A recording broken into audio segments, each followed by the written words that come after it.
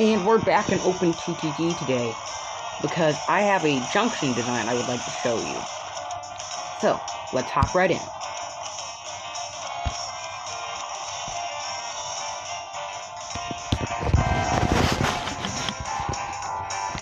One second, it should begin loading. Yes, here we are. Now I'm going to give myself some money because I'd like to show you this junction design. My apologies to anyone who believes that I should be getting this legitimately. So, here we are.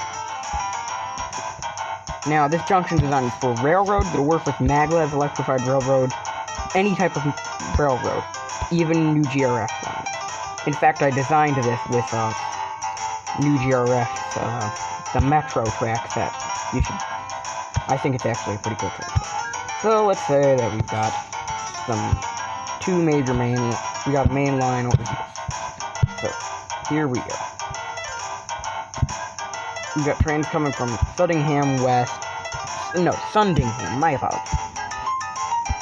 Sundingham West is a busy main line going Sundingham West to Lardham South. They're both it's a very busy main line. Trains are shuttling back and forth at high speeds because the goods must be delivered, the passengers must get to where they need to go, and it happens to be one of your most profitable train routes, and you're making big money off of it. However, let's say a service subsidy or something comes up and you need to transport passengers between, I don't know, Sundingham Transfer and Sundingham Halt.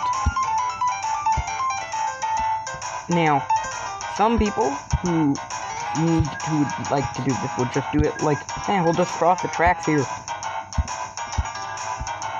and no one will be the wiser. But what if, for example, a train needs to go from, I don't know, Sundingham Transfer to Sundingham West? Well, the train tracks cross, and you could put up some simple...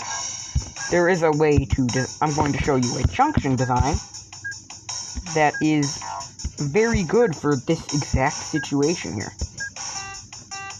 I'll just put some trackage in here so trains can turn around when they enter the terminal. Because if they don't turn around when they enter the terminal, that's a bad thing. There we go. So, here we are. Now, the first thing you want to do is clear out around a 6x6 space. That's good there. Then, in the middle, raise a patch of land. Place tunnels, depending on which one. Now, normally, if you don't want any trains turning, they won't turn. And this will be fine. But we need trains to turn. So, here's where the bridges come in. Build 4 bridges at these precise locations, and then connect them via the track tools.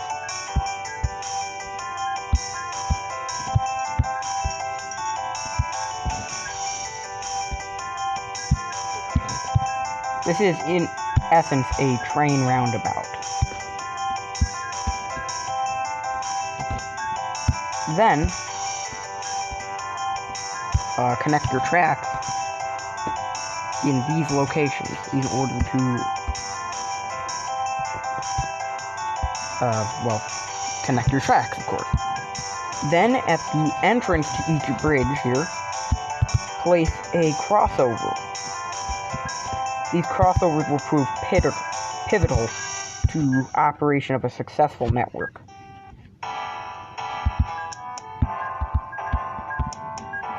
And they also fit perfectly in with the signaling system I need. So, now we'll put in our signal. Now, unlike a lot of junctions I've seen on the internet, this one requires no pass signals, and only block signals, not even pre-signals, combos, exit, entries, none of those. So, I'll show you how.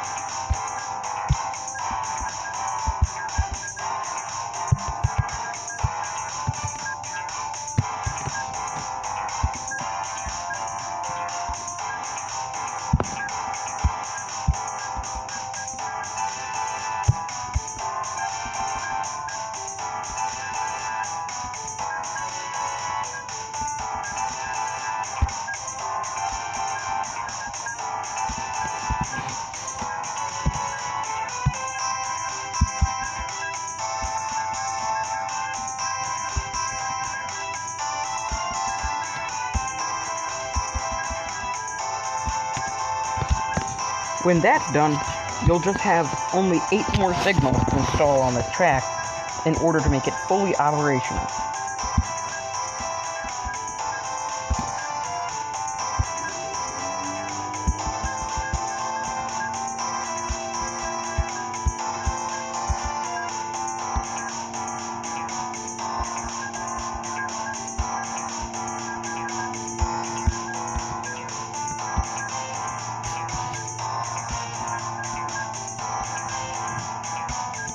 And there it is, a fully operational, no path signals required train junction. And to prove that it will do the exact same as a path signal equipped junction, let's get some trains rolling. One of the best parts about the OpenTTD is actually getting to watch the trains run around. So, let's get an express train rolling. With the passenger car. There you are.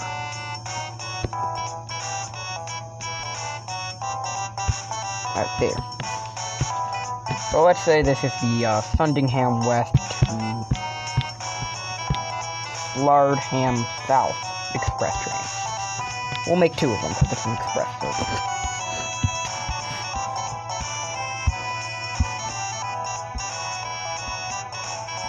Oh dear.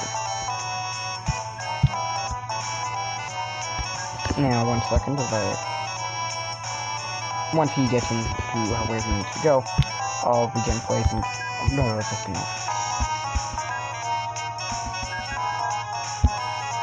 there.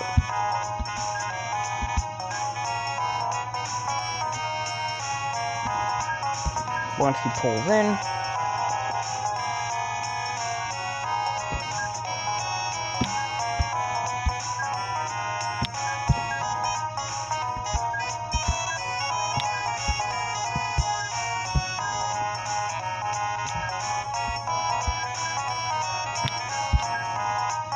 alright, there. I'll just place some signals in to, keep trains rolling, because without trains, this junction's pretty useless.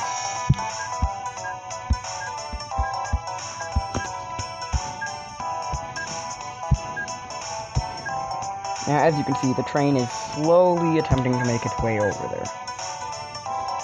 If his pathfinding is correct, and his pathfinding appears to have broken somehow.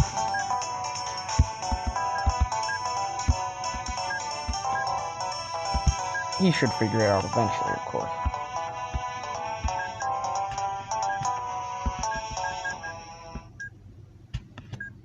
Now, the other train should be figuring things out eventually. Oh, I can see what they're doing. Something is making them avoid this track here. Ah, I see the problem. This signal was placed in backwards. No, I don't want to toggle. I want to toggle through. There! That'll do good. Now they won't avoid and they won't take the roundabout. Now, if I'm correct, the trains will now start showing their true pathfinding and will actually figure out where they're going. Now, where's the fun in having only 2 trains taking the same path that never actually have to cross their path? The answer? There isn't. And so, I shall now demonstrate to you the power of using this junction on a normal route.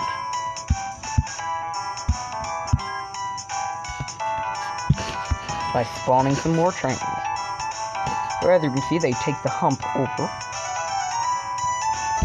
at their maximum authorized speed of 125 miles per hour. So, oops, 1 second, let me grab a new train.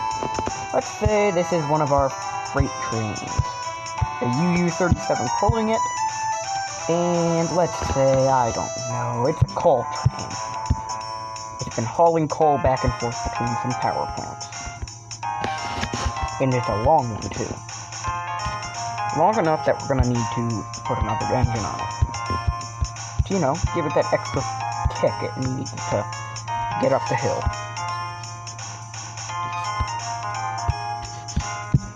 And okay, so Sundingham Halt has a coal mine, for example. And I don't know. This has a coal mine. This has a power plant over here. Now, we're only going to need one gigantic coal train, because it's a gigantic coal train. Here he comes.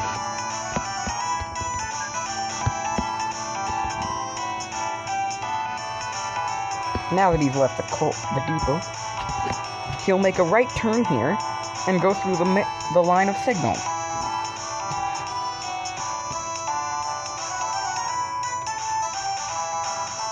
I was correct.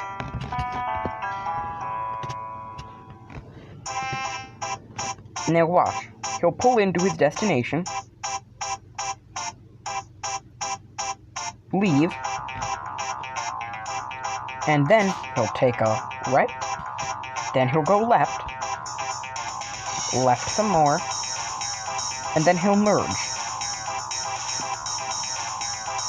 Now, of course, he did block the path of an express train, so you might want to calculate that when you're building express trains and freight trains on the same route. And here's another train, for example. I don't know, how about another passenger train? We've got a commuter service happening between Sundingham Halt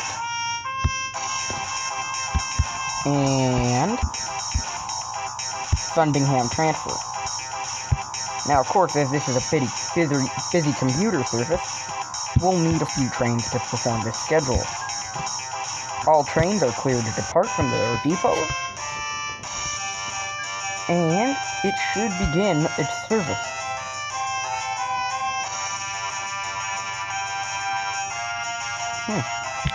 That's confusing. Why is my signal distance so high? Gotta fix that. Ideally, you'd want to have your signal distance at 4 at most locations. So, as you can see, the trains are performing their little routines, running back and forth between their destinations. Now, I've tested this junction extensively with both new GRF trains and vanilla trains, and I haven't been able to seem to get a train to jam and cause a train jam here. So I would say that this network design is pretty good for when it comes to needing your trains to stay efficient and on time in most situations. Sure, some trains may get held up by slower trains, but every train will eventually make it to its destination in one piece. And with all of the signaling that I've installed, it is extremely unlikely that a train will have an accident, even if the player was to manually order a train to pass a red signal, considering how there was multiple layers of signaling on most tracks. For example, I appear to have missed a signal here. You can see that there's 3 signals blocking the train from making it over here. 2 signals blocking the train from entering the loop without permission. And therefore, that concludes the episode.